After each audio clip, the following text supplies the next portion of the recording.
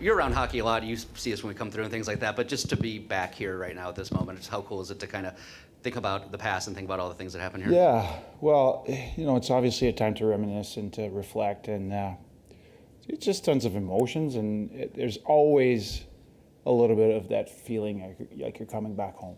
And I know I grew up and I work in the Montreal area and broadcast, and I still come back to Columbus a couple of times this season, but this feels different. I'm coming back as a Blue Jacket. On Monday I'll be a RDS and Habs broadcaster. Tonight I'm an alumni. I'm a Blue Jacket. So there's a pretty good feeling about that, and the best part of it is seeing Jean-Luc and Jody this morning and seeing Veebs there just a few minutes ago and chatting about the past and former teammates. That's the best. That's what sticks.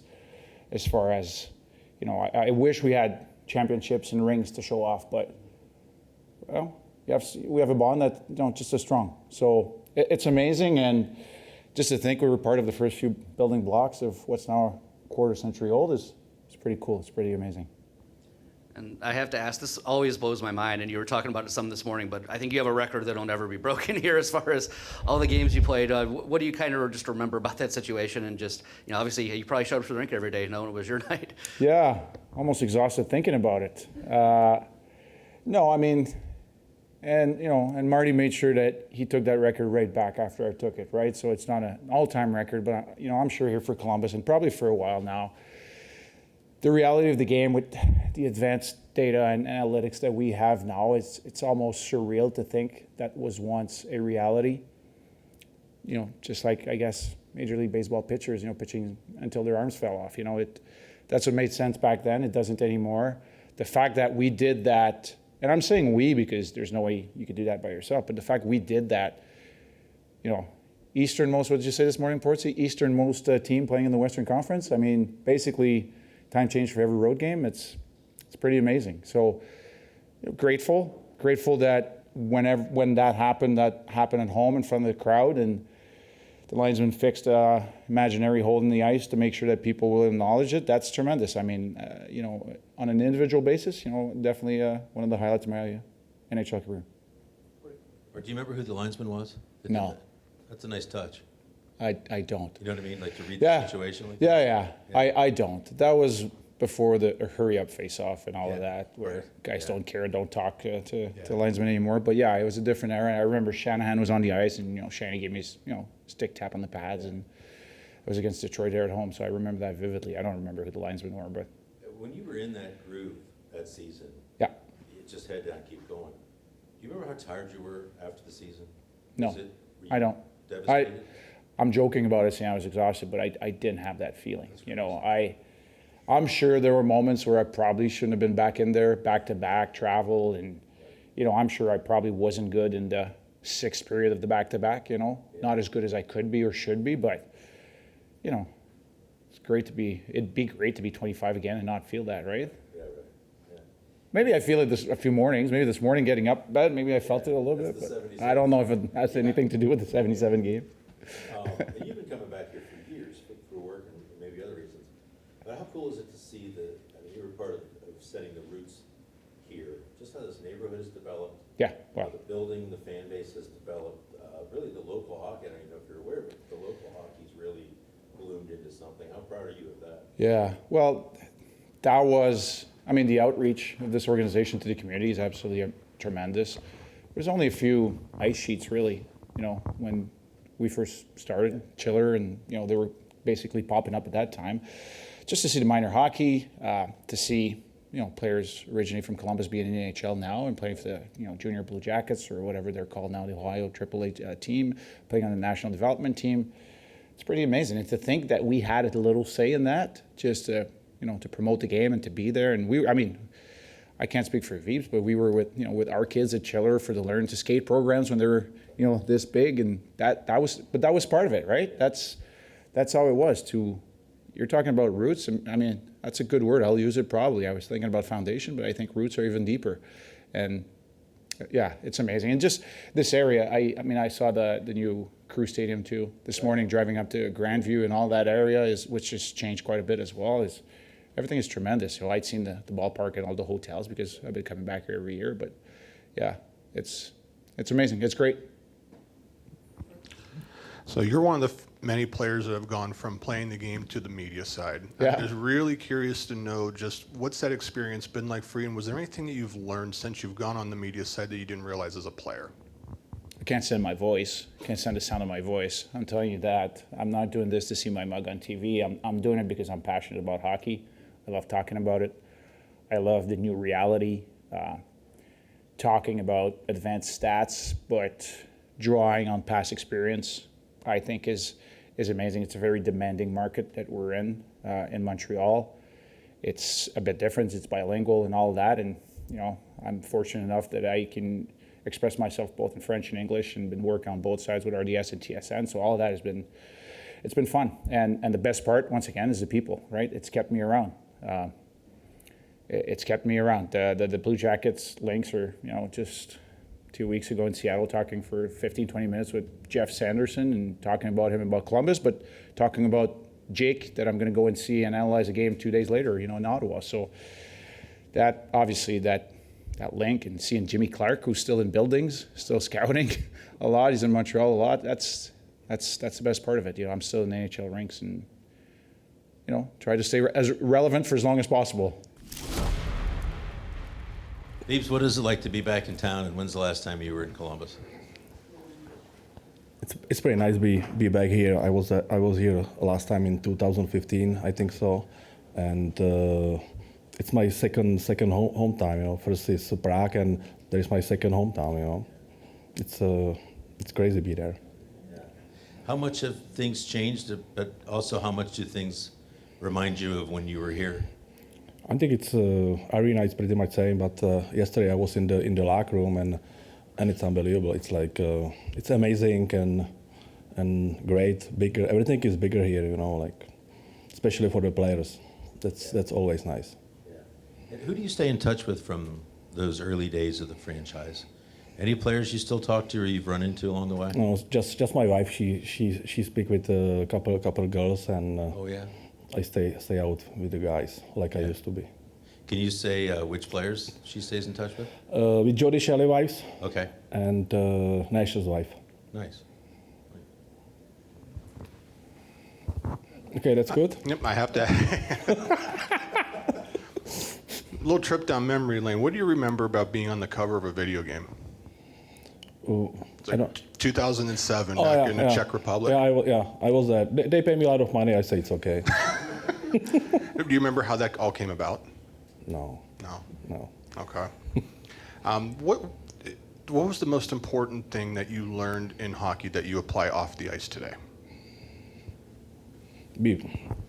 Most important thing about Lesson learned in hockey that you apply. the hockey led me for my like whole life. You know, when I was born, I know I wanna play hockey, and if you play good hockey, you probably will be a good guy for the life. That's what I think. You know, and.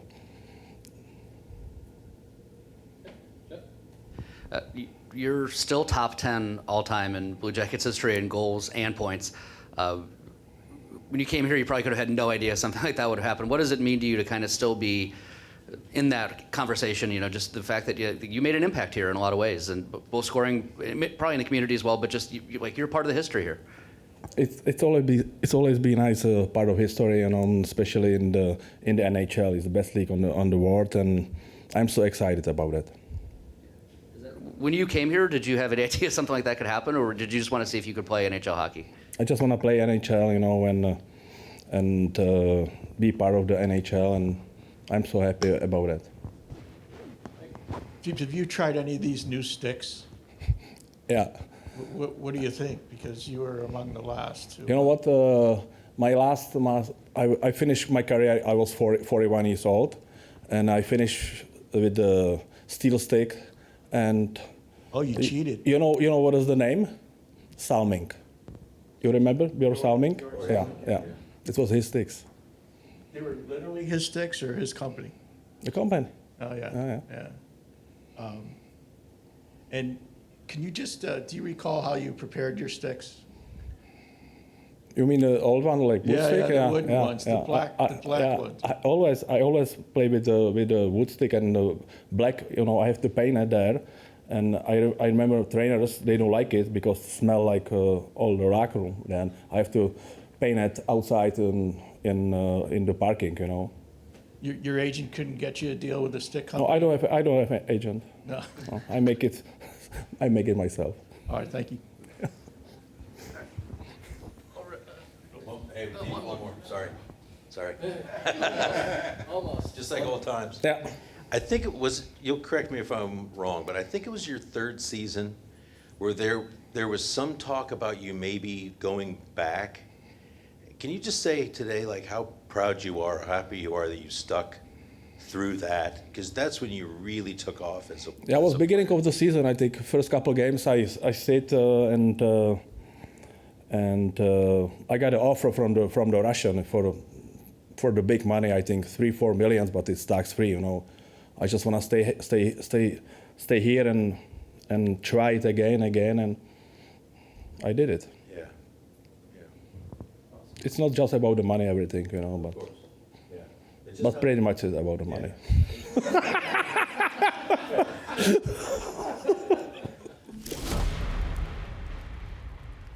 Doobie, welcome back.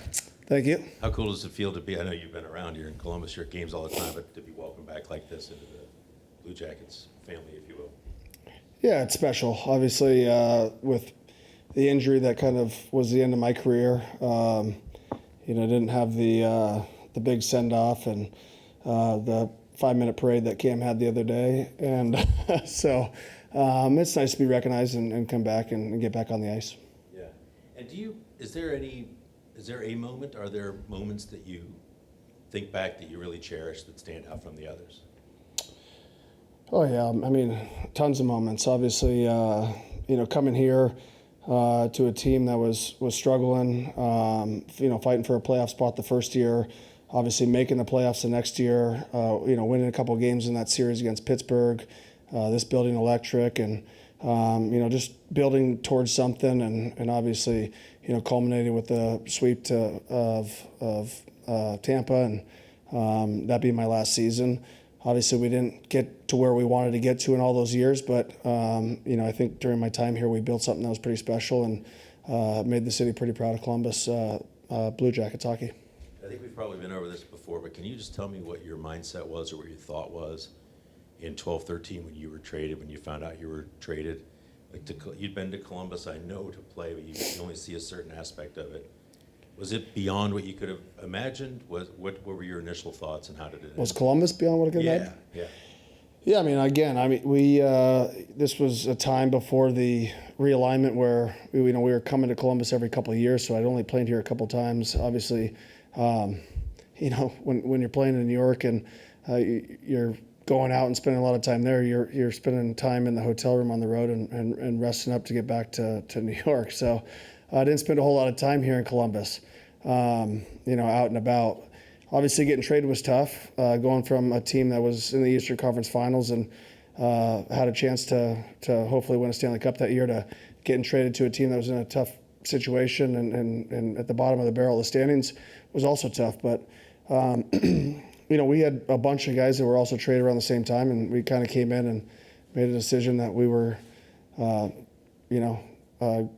going to come to the rink with the right attitude and try and help and make the team better. And that was something that we did, and that's something I'm proud of. Kind of feeds in right into what I wanted to ask. The end of that first year here, you come in, this is a franchise trying to find itself, and you guys had a hell of a run at the very end, missed the playoffs by a tiebreaker, but that kind of seemed like a jumping off point for this franchise and that group that you guys had. What do you kind of remember about kind of building that, and especially that little run you guys had at the end where you just came that close to a playoff spot and got this place jumping? Yeah, I mean, I don't remember exactly how the team was built. Obviously, I know that myself and Artie Anisimov and Foligno and Bobrovsky, we were all traded at the same time. We came to a team. Jack Johnson had come from L.A. for Jeff Carter, and so there's a lot of new guys and new faces in the locker room, and it was kind of a group of guys that came from everywhere else and felt like Columbus was a place that wanted us all, and we wanted to make Columbus proud, and we had obviously it was a great city, great fan base, and we wanted to create something special here. And so that was the mentality that we had that year, and the years after. Now that you've had time to reflect, just what do you think is the most important lesson hockey has taught you that you've been able to apply off the ice? I think the most important lesson that hockey's taught me, to apply off the ice is, you get everything that you earn. Nothing's given. Teamwork is a huge part of that. In my business career now, I have teammates. We don't sit in a locker room anymore. We sit in an office, and we're not, playing in front of, 18, 19,000 fans. We're just, playing in front of ourselves. And but teamwork and camaraderie and will to win. In business, there's wins, there's losses, everything else. In life, there's wins, there's losses. And these were lessons that were learned in hockey, not just in the NHL or here in Columbus, but along the way, youth hockey all the way up. Duby, what's it like to be coaching and have a kid playing in the systems here? Like you're established here now, business-wise, family-wise, all that. Well, it's painful because we don't have enough sheets of ice. But outside of that, it's fun. It's exciting. It's fun to be a part of it, be at the rinks all the time. Probably at the rink more than I'd like to be, but that's just part of having three boys. That being said, it's fun to give back. It's fun to help these guys. It's fun to, think about the things that you went through growing up and try and pass those messages along. It's funny. My middle always, jokes with me because occasionally I'll call my dad and ask him for some tips about, he coached minor hockey for so long, and I'll ask him about, I'm coaching squirts and mites as well, and call him for some practice ideas or tell him what's going on with the team and just ask for his feedback. And afterwards, he'll always say, you did exactly what Grandpa Bill said, on the phone. And, so those moments are special too. And it's just fun to be around your kids and, help them with their journeys in hockey, and who knows what's going to happen. Bobby, welcome back. Great to be back. Yeah, when's the last time you've been around here? It hasn't been that long, right? Last summer, Ryan Johansson's wedding. Oh, nice. Yeah. Nice. And what is it like to be brought back into the fold? You played elsewhere after here, but just to be remembered in this way in the 25th anniversary celebration? It's awesome. I think when you leave to another team, you retire, you reflect on your career, and you have a lot of great thoughts. And 8 years here was special. You have your ups and downs, but for the most part, all positive memories. And I think when you come back and you rehash some memories, I brought my dad with me, and you walk around the city, you walk around the rink, and it brings up new memories that you forgot about. And I get to see former teammates and different guys you watched as kids around here, and now the new Columbus Blue Jackets, and just pretty special, full circle, and kind of some closure, so to speak. Matt, do people still remember you for the goal in Pittsburgh? Yeah, that and seems to be the main one is the slap shot to the forehead. And the puck to the forehead seems to be the one that pops up the most post-career. Is it fitting to be here with Duby, considering you guys, what was it, 11, 13, 17 for such a long time? Does it feel right that he's here with you doing this? It's great. I hate to pump the guy's tires. He's back there. But Duby was huge for me and Cam. I actually went out for dinner with Cam last night and got to see his family and spend some time. And we were even talking about it last night. Me and Cam were like two little kids trying to learn how to be professional hockey players. And that guy in the back of the room was probably the biggest kid off the ice. But as soon as practice started an hour before game, whatever it was go time, and he would bark at us on the ice and make sure we're ready. Always wanted us to start the drills first, which I suffer from ADHD, and I'm looking in the corner after 10 seconds of a coach speaking, so I had to really focus. You don't miss a pass in practice, those types of things. You're the hardest worker out there. So he was all over us for that, and I think we're really grateful for that. He taught us how to be pros every day. In the line of work I do and coaching kids and all that, I try to pass that knowledge down to, maybe not how to become a pro in minor hockey, but how to do things the right way. And forever grateful for that from him. And for some reason I'm doubting myself, but you were here in 12-13, that lockout year where there was you guys were close to making the playoffs at the end. Kind of started, and then because you scored the goal the next year as well in the playoffs. But just as that team kind of came together, that group, it was a group that had not had a lot of success, and there were so many new faces that came in and kind of started to establish this as a playoff team and a team that had expectations, especially at the end of that 12-13 season. What do you kind of remember about that process to bring that all together? Yeah, I think Duby mentioned that group that was traded, himself, Foligno, Bobrovsky, Anisimov, Jack Johnson. I think that group combined with the core group that was drafted and coming up, Ryan Johansson, Cam Atkinson, myself, Savard, Boone Jenner, I think that was when you really started to become a team. And that's, you're always judged by results and winning, and that's pro sports, and that'll never change. But that locker room, we became a family in there, and we all meshed together well. And I think there was guys from other teams that maybe had something to prove that never had the opportunity on their previous teams, and then there was young guys like ourselves that had to show that we're NHLers. And I thought we bonded well, and it's just, we had some success, and fortunately couldn't get over the hump in playoffs. And if you don't win, the group doesn't stay together. So, but a lot of great memories with that group of guys. Speaking of memories, going back to Pittsburgh, what do you remember most about the goal, whether it's the celebration or the lead up to the goal, and what do you think the impact of that goal is moving forward here, considering it was the first playoff win? Well, I almost remember every detail of it. I got the puck entering the zone. I do a little shimmy shake, cycle it down to the big rig. He uses the big ass he's got behind the net, gets the puck out front.